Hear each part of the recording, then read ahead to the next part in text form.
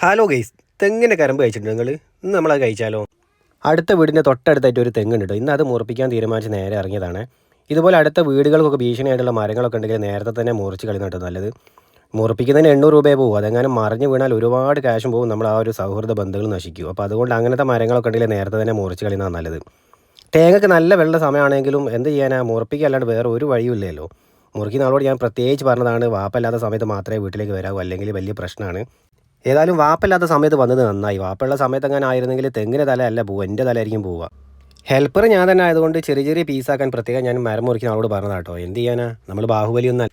മുറിച്ചൊക്കെ കഴിഞ്ഞതിന് ശേഷം ഞാൻ ആ കരിമ്പ് എടുക്കാനുള്ള പണിയിലാട്ടോ. ഇത് അത്യാവശ്യം നല്ലൊരു കഷ്ടപ്പാടുള്ള പണിയാണ്. പണ്ടെന്നോ കഴിച്ചൊരു ഓർമ്മ ഉള്ളത് കൊണ്ടാണ് കേട്ടോ ഇത്രയും കഷ്ടപ്പെട്ട് ഇത് എടുക്കാൻ നോക്കുന്നത്. ഇതൊരു പ്രത്യേകിച്ച് ഒരു വെറൈറ്റി ഒരു ടേസ്റ്റ് ആണ് കേട്ടോ. നിങ്ങൾ കഴിച്ചിട്ടില്ലെങ്കിൽ ഒന്ന് എടുത്ത് കഴിച്ച് നോക്കാണ്ടേ. ശരിക്കും ഇത് മരം മുറിക്കുന്ന ആളോട് തന്നെ പറഞ്ഞിരുന്നെങ്കിൽ ഈ പണിയൊക്കെ എളുപ്പം ഉണ്ടാകുമായിരുന്നു. പക്ഷേ ഇത് ആൾ പോയി, ഞാൻ ഇത് ആഗ്രഹിക്കുമ്പോഴേക്ക് തന്നെ. നിങ്ങൾ ഇതുവരെ കഴിക്കാത്ത ആളുകളാണെങ്കിൽ ഒന്ന് ട്രൈ ചെയ്ത് നോക്കൂ കേട്ടോ. അത് നല്ല ടേസ്റ്റ് ഉണ്ട്.